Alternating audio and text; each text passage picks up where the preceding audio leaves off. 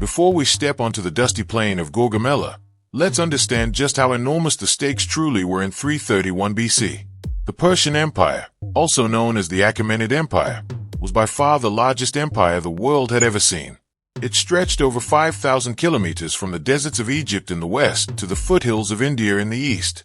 It ruled more than 50 million people and controlled the wealthy satrapies of Babylon, Egypt, Syria, and beyond. This was the superpower of the ancient world. But for the past 3 years, a 25-year-old king from Macedonia had been carving it apart. His name was Alexander III, soon to be known as Alexander the Great. In 334 BC, Alexander crossed into Asia with roughly 40,000 men. That same year, at the Battle of the Granicus River, he destroyed a Persian satrapal army and opened the gates to the empire. Then, in November 333 BC, came the Battle of Issus. Alexander, with around 40,000 troops, faced a massive Persian force estimated at over 100,000. Once again, the Macedonians won a stunning victory. Darius III, the King of Kings, fled the battlefield in panic, abandoning his mother, wife, and children to Alexander. Twice defeated, twice humiliated. Yet Darius refused to surrender. He spent the next 2 years gathering the largest army of his reign. He called up troops from every province of his vast empire: Persians, Medes, Bactrians, Scythians, Indians with war elephants, and cavalry from the steppes. Ancient sources claim his force at Gaugamela numbered between 100,000 and 250,000 men, including tens of thousands of elite cavalry and 200 terrifying scythed chariots. Alexander, meanwhile, marched with approximately 40,000 to 47,000 soldiers, Macedonians, Greek allies, and hardened veterans. Darius had chosen the battlefield himself this time, a wide, open plain near the village of Gaugamela in northern Iraq. He even had the ground leveled to give his chariots and cavalry maximum room to maneuver. This was it, the final stand. Darius was determined that there would be no third escape. On this field, the fate of the Persian Empire and the future of the ancient world would be decided once and for all. Now let's look at the two armies that faced each other on that fateful day in October 331 BC. Alexander's army, approximately 47,000 soldiers. Though outnumbered, this was a highly professional, battle-hardened force that had campaigned together for years. Its backbone was the famous Macedonian phalanx, over 10,000 men armed with a sarissa, a devastating 6-meter, 20-foot pike. They fought in tight, disciplined blocks that were nearly impossible to break head-on. Supporting the phalanx were the hypaspists, elite, flexible infantry. These were Alexander's best foot soldiers, armed with shorter spears and large shields. They acted as shock troops, bridging the gap between the slow-moving phalanx and the fast cavalry. On the flanks, Alexander deployed excellent light infantry, including the fierce Agrianian javelin men, renowned for their speed and skirmishing ability. But the real striking power came from the cavalry. On the right wing, Alexander personally commanded the elite companion cavalry, around 1,800 of the finest heavy horsemen in the ancient world. These were noble Macedonians, superbly trained and fiercely loyal. On the left wing, the reliable Thessalian cavalry, nearly as good as the companions, provided a rock-solid defensive force under the experienced General Parmenion. This army was not just well-equipped, it was led by a tactical genius who understood exactly how to coordinate infantry and cavalry in combined arms warfare. Darius's Persian army. The size of the Persian force is still debated. Ancient sources dramatically claim between 90,000 and 250,000 plus men, though these numbers were almost certainly exaggerated to make Alexander's victory sound more impressive. Modern estimates generally place the Persian army between 80,000 and 150,000. What they lacked in cohesion, they made up for in diversity and raw power. The army included thousands of excellent cavalry from across the empire, heavy Persian and Median horsemen, swift Bactrian and Scythian riders from Central Asia, and Indian contingents. Darius also fielded around 200 scythed chariots, specialized war machines with blades spinning from the wheels, meant to terrorize and carve through infantry formations. He had a solid core of Greek mercenaries fighting as hoplites, and possibly 15 war elephants, bringing an exotic and intimidating element to the battlefield. In summary, Alexander brought quality, discipline, experience, and brilliant leadership. Darius brought overwhelming numbers, exotic weapons, and cavalry from every corner of his vast empire. The stage was perfectly set for one of history's most legendary battles of tactics versus sheer size. After two previous defeats, Darius was determined not to fight Alexander in narrow mountain passes or river crossings again. He needed open ground where his greatest advantages, massive numbers and powerful cavalry, could be fully unleashed. He selected a wide, flat plain near the small village of Gaugamela in modern-day northern Iraq, not far from Mosul. The name itself means camel's house, but on this day it would become one of the most famous battlefields in history. Darius left nothing to chance. He ordered the entire plain to be carefully leveled and cleared. His engineers removed rocks, filled ditches, and flattened the ground so that his scythe chariots could charge at full speed without obstacles. This open terrain was perfect for his thousands of cavalrymen to maneuver, outflank, and surround the smaller Macedonian army. Darius fully expected Alexander to do what most commanders would do against a much larger force: form up and attack straight ahead. With such a massive numerical advantage on flat, open ground, Darius believed his cavalry wings would sweep around Alexander's flanks while the chariots tore holes in the Macedonian lines. It was a logical plan.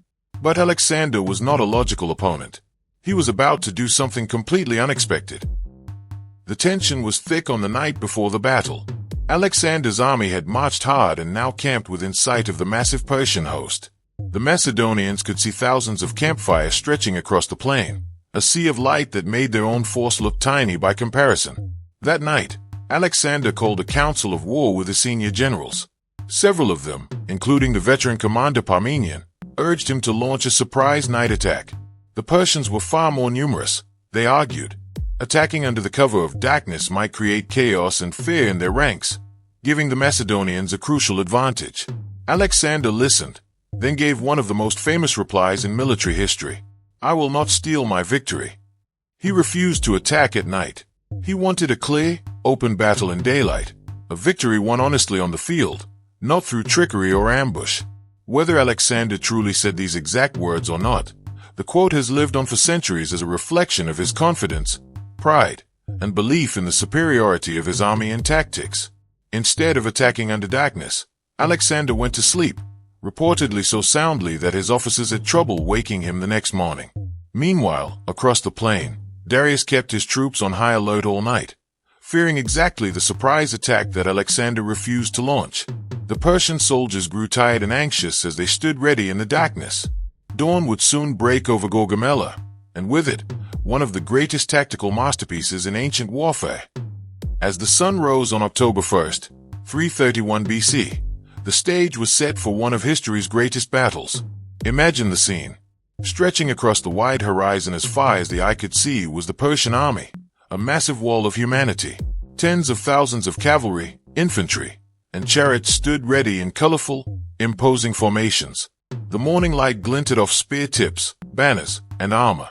The sheer scale of Darius's force was overwhelming. On the other side, Alexander's smaller Macedonian army formed up with calm precision. In the center stood the legendary Macedonian phalanx, row after row of disciplined spearmen, their long sarissa pikes raised like a forest of steel. They began advancing slowly, steadily, across the dusty plain in perfect formation. Huge clouds of dust rose into the sky, kicked up by tens of thousands of marching feet and hooves. The air grew thick and hazy, partially obscuring the two armies as they closed the distance. Then came the sound. Trumpets and war horns blared across the plain, sharp Macedonian signals mixing with the deeper, more chaotic Persian calls. The noise was deafening. On the flanks, Alexander's elite cavalry waited, the companion cavalry on the right, under the king's personal command, and the solid Thessalian cavalry on the left. Both groups held their positions, horses stamping impatiently, riders gripping their spears, ready for the moment Alexander would unleash them. The two armies drew closer. The greatest tactical test of Alexander's career was about to begin. This is the moment that made Gaugamela one of the greatest military achievements in history. Instead of attacking the Persian center head-on as Darius expected, Alexander did something brilliant and completely unexpected. He ordered his entire army to march diagonally to the right. The Macedonian phalanx and infantry advanced at an angle, refusing to meet the Persian center directly. As they moved, Alexander's right wing, led by the companion cavalry, began to drift toward the Persian left. Darius reacted exactly as Alexander hoped. He sent his powerful cavalry units from the Persian left to follow and block Alexander's movement. More and more Persian horsemen peeled away from the center to chase the Macedonian right wing. Slowly but surely, a dangerous gap began to open in the middle of the Persian line. Alexander, riding at the head of his companions, watched carefully. The moment he saw the opening, that critical weakness in Darius's center, he acted. He gave the order. The elite companion cavalry formed into a tight wedge formation, a devastating arrowhead of horsemen with Alexander himself at the very tip. Then, at the perfect moment, he shouted the command. They charged. Thousands of heavy cavalry thundered straight toward the gap, straight toward the heart of the Persian army, and straight toward Darius III himself. It was one of the most perfectly timed and executed battlefield maneuvers in ancient history. In a single decisive stroke, Alexander turned the Persian numerical advantage against them. By pulling their cavalry out of position, he created the very opening he needed to strike at the head of the empire. This was not luck. This was tactical genius. The impact of Alexander's charge was immediate and devastating. As the companion cavalry smashed through the gap like a thunderbolt, they drove straight toward Darius's royal position in the center. The Persian king of kings, sitting high in his chariot, suddenly saw the Macedonian cavalry bearing down on him. Darius panicked. In a moment that would seal the fate of the Persian Empire, he turned his chariot and fled the battlefield, just as he had done at Issus years earlier. His royal standard fell. The sight of their king abandoning them shattered Persian morale in an instant. What followed was chaos.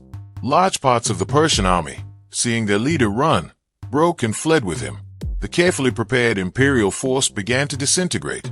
Thousands of men turned and ran across the plain, many of them trampled in the panic.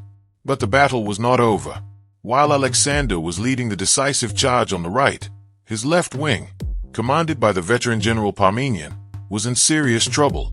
The Persian cavalry on that side had pressed hard and nearly overwhelmed the Thessalians and Greek allies. Some Persian units had even broken through and were threatening the Macedonian camp. When Alexander learned of the crisis, he faced a critical decision. Instead of pursuing the fleeing Darius immediately, he turned his victorious companion cavalry around and raced back across the battlefield to rescue Parmenion's embattled wing. This act of loyalty and quick thinking saved his army from a potential disaster. The companion slammed into the Persian cavalry from behind and drove them off, stabilizing the left flank. By the time the dust began to settle, the Battle of Gaugamela was effectively over. After the dust of battle settled, the scale of the victory became clear, but so did the difficulty of knowing exact numbers. Ancient Greek and Roman writers described the Persian losses as catastrophic. Some claimed that 40,000 to over 300,000 Persians were killed. These enormous figures were typical of ancient historians, who often exaggerated enemy casualties to glorify their own side's achievements. Modern historians are far more cautious. While exact numbers remain uncertain, most scholars agree on this general picture. Macedonian losses were remarkably light, probably somewhere between a few hundred to around 1,000 men killed. Persian losses were much heavier, likely in the range of several thousand to perhaps 20,000 to 30,000 killed or captured, with many more fleeing the field. What matters more than the precise count is the disproportionate impact. Alexander's army had defeated a force several times its size, while suffering relatively few casualties. The Macedonian phalanx and companion cavalry had proven overwhelmingly superior in open battle. The victory was decisive not just because of the numbers, but because it broke the back of the Persian Empire forever. The consequences of Gaugamela were immediate and world-changing. With Darius in full flight and his army shattered, the heart of the Persian Empire lay open before Alexander. The great city of Babylon surrendered without a fight, welcoming Alexander as a liberator. Susa, another major capital with its vast royal treasury, also opened its gates. Then came Persepolis, the ceremonial heart and symbolic capital of the Persian Empire. It fell shortly afterward. Alexander famously burned the royal palace, an act of both revenge for the earlier Persian burning of Athens and a powerful message that the old empire was finished. Darius III, once the ruler of the largest empire on earth, became a hunted fugitive. He fled east, only to be betrayed and murdered by his own generals the following year. In a single afternoon on the plains of Gaugamela, the mighty Achaemenid Persian Empire, which had dominated the ancient world for over 2 centuries, effectively collapsed. At the age of just 25, Alexander the Great had become the ruler of the largest empire the world had ever known, stretching from Greece to the borders of India. Gaugamela wasn't just a battle. It was the blow that ended one empire and created another. So why does the Battle of Gaugamela still matter more than 2,300 years later? Because it was truly one of the most consequential battles in human history. First, it ended over 200 years of Persian dominance. The Achaemenid Empire, the greatest superpower the world had known, was effectively destroyed in one afternoon. Second, Gaugamela opened the floodgates for the spread of Hellenistic culture across the Middle East and Central Asia. Greek language, philosophy, art, architecture, and science flowed eastward. Cities founded by Alexander became centers of learning that would influence the world for centuries. Third, it shaped the future of Rome. The Roman generals who later conquered the Mediterranean studied Alexander's campaigns.